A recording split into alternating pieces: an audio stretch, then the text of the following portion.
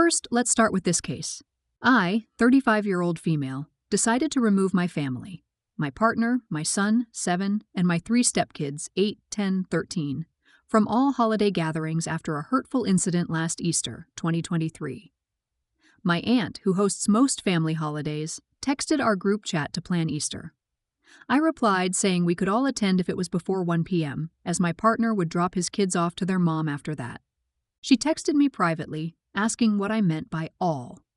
When I explained, she told me she only wanted my son and my nephews, my brother's kids, to attend, not my stepkids. I was shocked. I told her we wouldn't attend at all, and she even asked if my son could come without the others. I firmly said no, as he would be with his siblings. She never responded. This deeply hurt me. Those kids are my family and my son's siblings. Expecting me to exclude them is cruel. If it was a logistical issue, she could have asked for help or made a compromise, but instead, she outright excluded them. How could I explain to my stepkids they weren't welcome? I haven't told my partner the real reason we don't go to my family's gatherings anymore, because I don't want him to feel hurt.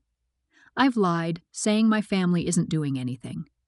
I love his kids like my own and refuse to be in a space where we aren't accepted as a unit. Over the past year, my aunt has reached out twice, but she hasn't apologized. Through the grapevine, I've heard she doesn't think she did anything wrong and believes she has the right to plan her gatherings as she wants. I'm struggling with whether I'm overreacting or justified in being upset. I feel I deserve an apology, but she doesn't even seem to see the problem. Am I wrong for cutting her off and refusing to attend family gatherings? Let's start judging. You're not in the wrong for not wanting to go to the events, but you are the idiot for lying to your husband about what's really going on. I don't have it in me to tell him that his kids were excluded. I don't want him to feel sad or hurt or bad because of my aunt and her disgusting behavior.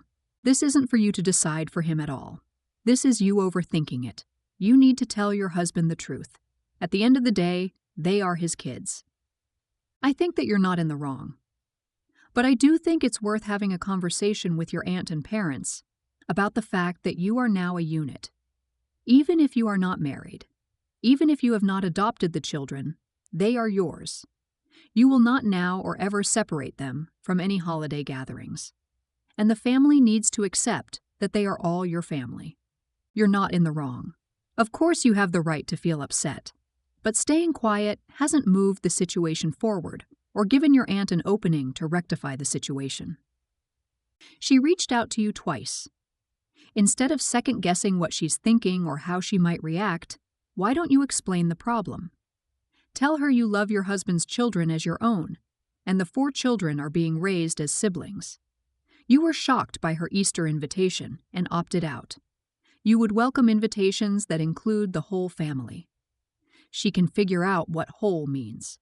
Don't second-guess her motives or reactions or who has the right to invite who.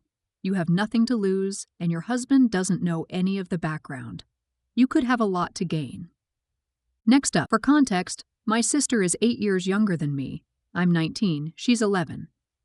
We've always had issues over personal space and sharing items, especially food. I've become protective of my things because I don't ask others for anything and dislike being asked for mine. Last weekend, my mom bought sushi for dinner. I got home late from work, expecting leftovers, but my mom said they hadn't saved any for me because she'd bought me lunch earlier in the day, even though I ate at 1 p.m. and got home at 11 p.m. I was annoyed but let it go.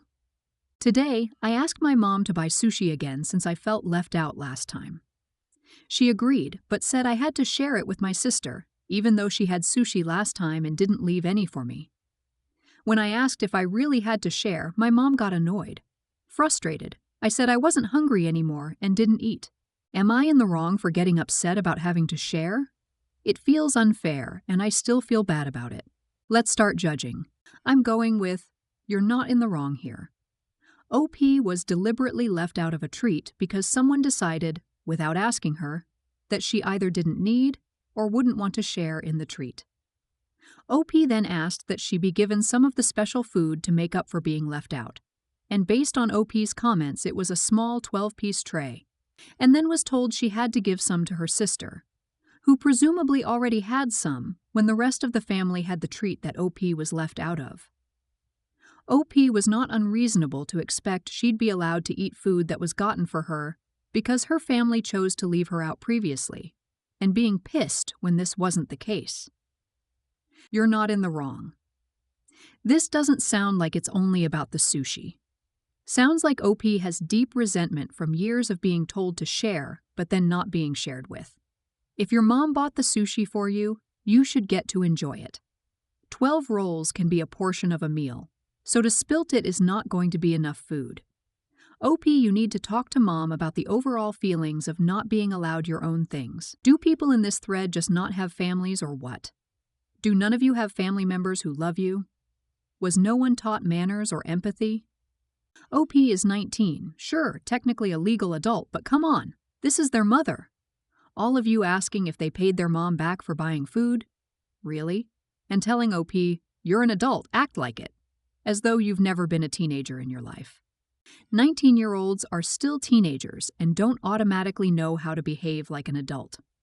Also, why would you expect a 19-year-old to share their one meal with a child? Don't treat someone and then force them to give it away. OP, you're not in the wrong. I hope you're saving to get out of this unhealthy dynamic. Next up, I, 22-year-old female, was studying at a crowded coffee shop yesterday and managed to get a 2-person table with an outlet. About an hour in, a girl my age, who smelled strongly of weed, asked to share my table. I despise the smell of weed as it makes me nauseous and gives me a headache, so I told her no, citing my need for personal space. She argued that if I wanted personal space, I shouldn't be studying in a popular coffee shop. I then bluntly told her that she smelled like marijuana and should take a shower before invading others' space. Instead of leaving, she put her stuff down and said she was sitting at my table whether I liked it or not. I flagged down an employee who asked her to leave and threatened to call security if she didn't comply. Later, I told my friends about the incident, expecting support. However, some thought I was the unreasonable one, saying I was rude to hog a table in a crowded coffee shop and that my comment about her smell was out of line. Now I'm wondering if I was too harsh. Am I in the wrong for refusing to share my table and commenting on her smell? Let's start judging. You're not in the wrong. You were at the table first. And it was a small 2-person table. It's not like you were sitting by yourself at a big 4+ person table and not letting anyone else sit there. When my husband and I sit together at a 2-person table at a cafe, there's barely room for both of us, plus our laptops. I can't imagine letting a stranger sit that up close and personal next to me, especially if they smelled bad. You could have offered her the chair. She could take it and sit somewhere else. But in my opinion, you politely declined, and then she was the one who pushed it. Then you mentioned her smell. She deserved it at that point when she wouldn't accept no for an answer. You're in the wrong. If you need your space for 3 hours, stay home or go to a library. Coffee shops are there to make money.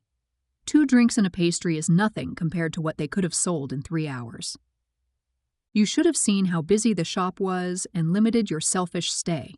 The girl may have smelled like weed, others smell like perfume or sweat or lotion, etc. Regardless, there was an empty chair and she should have taken it. Everyone sucks. She should not expect to sit there, but 2 drinks and a pastry really do not justify 3 hours in a busy coffee shop. Most people stay, let's say, half hour. So half hour and 3 hours would be 6 sets of people. Even if only 1 person at the table, with the average of, let's say, $16 per half hour, you would have to spend approximately $96 to make what they would have made otherwise. If at any time 2 people sat there in that 3 hours, it would be higher. So the coffee shop lost money with you sitting there for so long. Next up, I, 47-year-old male, divorced my first wife when I was 29. We had 2 kids whom my parents adored. However, my ex-wife left me for her wealthy boss because she wanted a more luxurious lifestyle. I wasn't earning much, but we weren't in debt and had just bought a house. After the divorce, I paid child support, but she made visitation difficult, manipulating our kids to the point they refused to see me. Eventually, the court ruled I couldn't force contact. My parents were heartbroken as they also lost contact with the kids. At 37, I met my current wife, then 24F, at a dog park. She had a young son whom my parents immediately welcomed. He loves them, and they treat him as their own. My wife is like a daughter to them. Together, we've built a life, adding 2 more kids, 8 and 5, to our family. My stepson is now about to graduate high school. A few years ago, my dad sold his engineering company and made a good amount from patents. He paid off my house and set up educational funds for my 3 kids. He didn't provide anything for my older kids, as they hadn't visited him or me in over a decade. Recently, I learned my ex-wife's second husband turned out to be a scam artist, landing in jail for defrauding clients. My ex is now living with her parents, and my older kids are in significant debt. She called me, demanding my parents be fair and help her kids financially. I told her it's my parents' money to spend on the people who love them back. She argued we were punishing her kids for her mistakes. I reminded her that both kids are adults who made no effort to maintain a relationship with me or my parents. Now, she's calling me an idiot for not convincing my parents to help her kids. Am I in the wrong? Let's start judging. You're not in the wrong. Don't fall into your ex trap again. I understand kids being manipulated, but at the same time, your parents didn't have much choice with either of them visiting or even greeting on special occasions. I would want my near and dear to enjoy my fruits of labor rather than some distant family member. You're not in the wrong. She made her bed, and she must lie on it. Kids are adults now.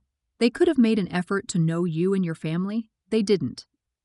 She's only reaching out because the money bags were money rags, and she realizes what she could have had and hoping to still cash in. It has nothing to do with you and your family, but about how she can cash in. You're not in the wrong. You made a point when you said that the older kids never made the effort to see your parents. So, why would the grandparents even know about the debt in the first place? They're adults now. If they need help, they can ask for it themselves. And I'm in the same boat with school debt, if that says anything. Also, it looks like your ex-wife is reaping karma from her own choices. Always sweet to see. Next up, I'm 16-year-old male, the middle child in my family, with an older sister, Bella, 17, and a younger sister, Allie, 15. My sisters cannot stand each other and can't be in the same room without fighting, being mean, or loudly expressing their hatred for one another. It's exhausting. I have a decent relationship with both of them individually, but being around them together is unbearable. Our bedrooms are close, so I often get stuck listening to their shouting matches. My parents have tried everything to encourage sibling harmony: punishments, therapy, camps designed to foster bonding, and family activities meant to unite us against them, the parents. None of it worked. I always end up caught in the middle of their chaos. Even when they refuse to speak, they demand others act as a go-between, and if we refuse, they'll just ignore each other completely. During COVID, they went weeks without speaking, resulting in them getting grounded. Last week, my grandparents, Dad's parents, invited us on a vacation and offered to pay. Because they were covering the cost, they offered me my own room on their side of the cabin, away from my sisters. I immediately said yes. My parents, however, tried to intervene, saying I should room with one of my sisters since the room they'd share had a divider for privacy. They argued it would be too difficult for everyone else if I didn't. My grandparents stood firm, insisting I stay on their side of the cabin, while my parents stayed on the same side as my sisters. Despite my parents pressuring me to refuse the private room, I accepted it. The vacation turned out to be very different depending on where you stayed. My grandparents and I had a relaxing, fun time. My sisters enjoyed themselves, but only when they weren't together. My parents had a miserable time trying to manage the two of them. Now that we're back, my parents are furious with me. They claim I should have been mature enough to help out by staying with my sisters. Am I in the wrong for accepting my own room and prioritizing a stress-free week for myself? Let's start judging. Absolutely. You're not in the wrong. And your grandparents are awesome for both looking out for you and putting the responsibility on 1, your parents, and 2, your sisters for dealing with the bad behavior. None of the consequences should fall on you. It's considered inappropriate for children over a certain age to have to share a room with siblings not of the same sex. It's just uncomfortable, even without your sister's specific idiot behavior. You're not in the wrong. You're 16 and on vacation. It's completely reasonable to want a break from playing referee between your sisters. You weren't asked to help out in some typical way. They wanted you to take on the stress of managing two siblings who refuse to get along, which isn't fair to you. Your grandparents recognized that you deserved to enjoy the trip too, so you accepted their offer. Smart move. It sounds like you made the best of the situation, and it's not your responsibility to fix the dynamic between your sisters. You're not in the wrong. Nothing worse than having to be the go-between for squabbling siblings, especially those who don't gaff about making everyone else's lives miserable. Your mom and dad created those two. It's their problem, nor your problem. I don't see it as selfish. I see it as self-preservation. I hope that I can be there for my grandchildren the way that your grandparents were for you. And I am glad you had a great vacation.